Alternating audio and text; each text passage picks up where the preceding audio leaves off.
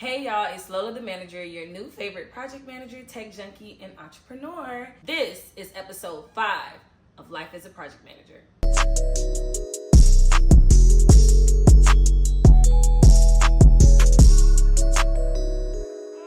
I started this series to give people a behind-the-scenes look at what it's like to be a project manager, answering different questions that I've received from people, whether it be on social media or in person, on what I actually do, how to get in the industry, and is it even worth it? In today's episode, we're going to talk about my first project manager contract. In my past videos, you know that I started my own consulting firm and I was doing projects that I didn't know were projects, and I was operating as a project manager and didn't realize I was a project manager.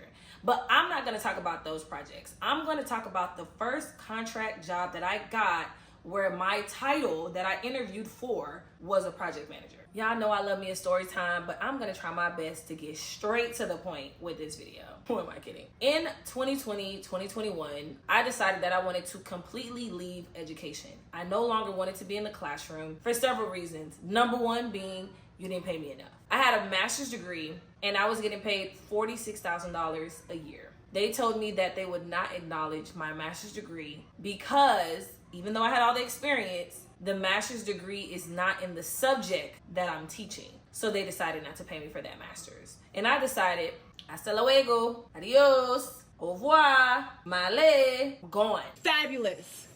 Gone with the wind, fabulous. Gone. In the midst of that, when I told my administration that I was leaving education and I didn't know where my next place was going to be, but I knew it wasn't going to be here, my assistant principal sent me an email for a job opportunity that would allow me to have like a teaching gig in the summer for some youth program. And I'm like, shoot, why not?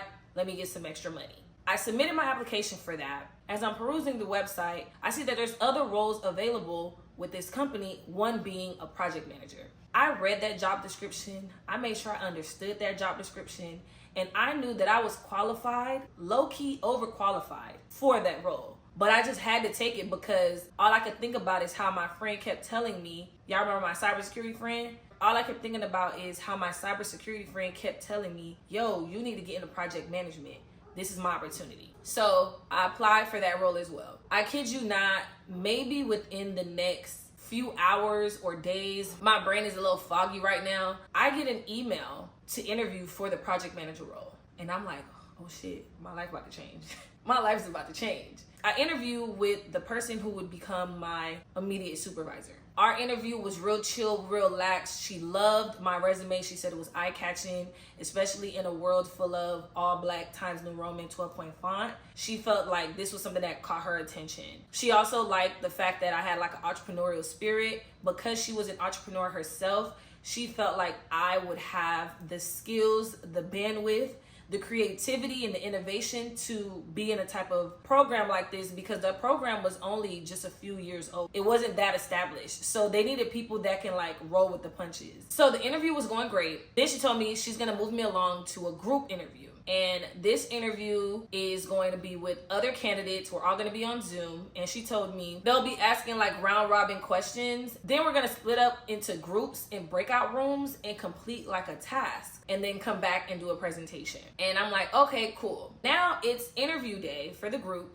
and I get in there. I want to say it was at least 6 people being interviewed and probably like 3 to 5 interviewers, like people that are interviewing. They told us the different people, those are the different supervisors and then the person that started the program and stuff like that. So they're asking us questions. Honestly, I can't remember the questions, but I do remember one question that they asked me. And I think the question was, you know, what are you looking forward to this summer working with this program? And my response was, and I quote, working from home. And everybody was just kind of like, ooh. And to me, I'm just like, oh shit, I probably shouldn't have said that. But that's really how I felt. Like, I just want to be home. And this is going to be my opportunity to be home. Nobody really like harped on it or whatever. Then we went to go do the little breakout rooms and stuff. Did that activity. That was fine. And then I'm going to be honest with you. I don't like group stuff like that because I'm not trying to fight for your attention. Like, interview me alone and then bring me in with my partners, my team. Don't bring me here with people I'm competing against. I don't like that. So the interview ends. I end up getting an email that was pretty much my rejection email, and I'm going to put it it here on the screen so y'all can see, where I was pretty much told that I was not selected and I'm not getting the job. And it was it was a little hurtful because I was like, dang, you know what? I'm just gonna tighten up and get better. And honestly, I'm just gonna use the summer to just catch my breath and relax because I'm always working. Now, one thing I want to point out as an educator, a lot of people may not know this, but you have the option to get paid for 10 months, meaning the duration that school is in session, or 12 months, meaning you can still get paid over the summer. So I always opt to get paid for a full 12 months because I don't want to be forced to find summer employment to get a job, right? So that means that I would be getting paid all the way up until I think the end of August. That still gave me some breathing room and time to relax and get myself together. And then all of a sudden, I get an email. I'm gonna put it on the screen. The email was talking about, we got the opportunity for you to come work with us. Are you available? Mind you, this email came probably like 2-3 days before work starts. So I haven't done any preliminary training. I haven't gotten any preliminary items that I would need to start on day one. But I was like, heck yeah, yes, sign me up. I'm going for it. And so I got the job. The job was for 6 weeks as a project manager, where I would be managing a team of 4 college-aged interns. And so this program is designed for college students to get real-life work experience through paid internships that allowed them to explore technology. They would be building websites, they'll be building apps, they'll be building all different types of things for these different type of companies within the STEM space. And I just love that. I love that concept so much, to give youth real world experience that they can then put on their resume to kind of have an advantage, right? In the 6 weeks of this contract, my first week would be dedicated to project management training, where it's just me and a whole bunch of other project managers, where we're learning their software, we're learning how this program works, we're learning how we're gonna work with the interns and the different things that the interns will be doing and all that jazz. The second week is actually intern training week. So now the interns, they're gonna learn the programs, they're gonna learn what they're gonna be doing and all that stuff. And so as you can see, the first 2 weeks are dedicated to training. Then the remaining 4 weeks of that program is the interns creating whatever app, website, or whatever task that their group was assigned to do. Now, my group of interns were amazing. When I tell you amazing, they began to take initiative. I was operating as a coach. I was giving them the space to express themselves, to be heard. I was teaching them tips and tricks on how to navigate the workforce, especially navigating the workplace remotely, because you don't want people to think that you're not doing what you're supposed to do. So I taught them how to check in. I taught them how to do updates, taught them how to facilitate meetings.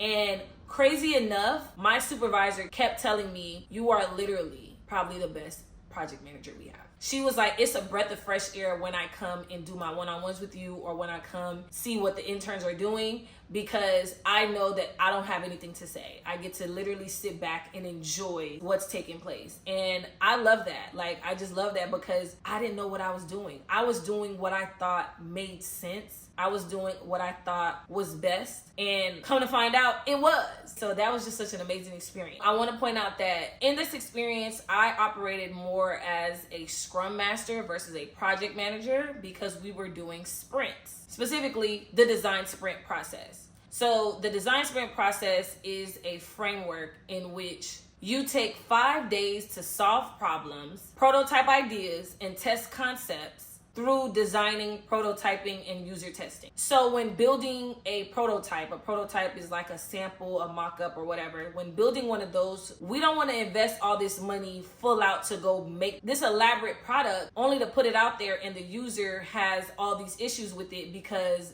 they didn't want this, they prefer that, We don't want to do that. So sprints allow you to go through this process in which focus on the features or the items that provide the most value, and you want to create a minimum valuable product, meaning you have the most value, but it required the least amount of resources and costs in order to get it done. And we're going to do the process of implementing these things, testing it out, and then reiterating that process over and over again until we get whatever it is that we needed. During the first week of this entire experience, they gave us a sprint book. They mailed it out to everyone that was working, the interns as well as the staff. And I kid you not, I thoroughly enjoyed this book. And the reason I say I thoroughly enjoyed it because it was so detailed and instrumental in me understanding the sprint process. Now, there are videos online that kind of walk you through it. I felt like reading about how it even came to existence and then seeing how it was implemented in different types of projects and then providing us the breakdown of how to do this in your everyday life. I recommend this to anyone that's interested in project management, anyone that's interested in efficiency and productivity. I'm an advocate for this. So much so that this month I actually started reading this book, the current IT project manager contract that I have. I had a meet and greet with someone who told me that this was a really good book. I asked for a recommendation on what could help me do well in this job, and I immediately purchased this book as soon as I got off that call with them. And I'm not that far into it, but from what I've gotten already, I value understanding the background, the why, the hows. Like, I like that because it helps things stick better. So I'm enjoying this book as well. I'm pretty sure if you pair them together as a project manager, you will do well. Now, here are my takeaways for that first project that I got. Be okay with not knowing what to do, with not being the smartest person in the room, but also understand that there's a reason you were selected to be in the room. Even though I wasn't selected the first go round for this role, my supervisor told me that she was advocating for me, but they only had a certain number of slots and I missed out. But I don't think it's by mistake that someone dropped out and I was able to slide in. And in my evaluation, which I will put on the screen, I had a perfect score. A perfect score.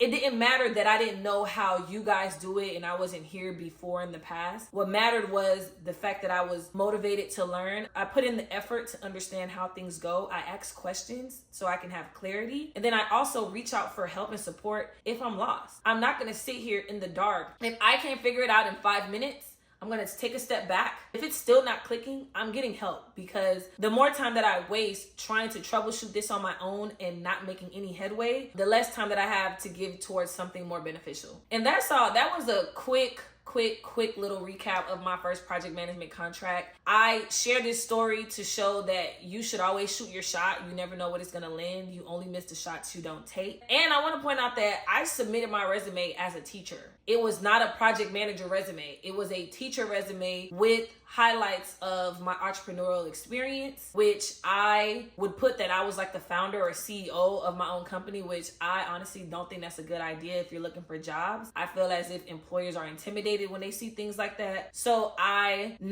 if I'm gonna put my company on a resume where I applied to work at another company, I put me as a worker at my company. I'm not gonna put me as the owner because I don't want you to feel any type of way, especially if we're being honest. I'm here for a good time, not a long time, So let me do what I gotta do to play the game and then I'm out. And that's all for this video. Thank you guys for tuning into my Life as a Manager series. Be sure to follow me on Instagram, Twitter, and TikTok at Lola the Manager. Be sure to drop any questions you have in the comment section. Anything you want me to talk about, let me know. You know, I love the engagement. And I want to focus on topics that y'all want answers to. And lastly, don't forget to smash that subscribe button. Until next time.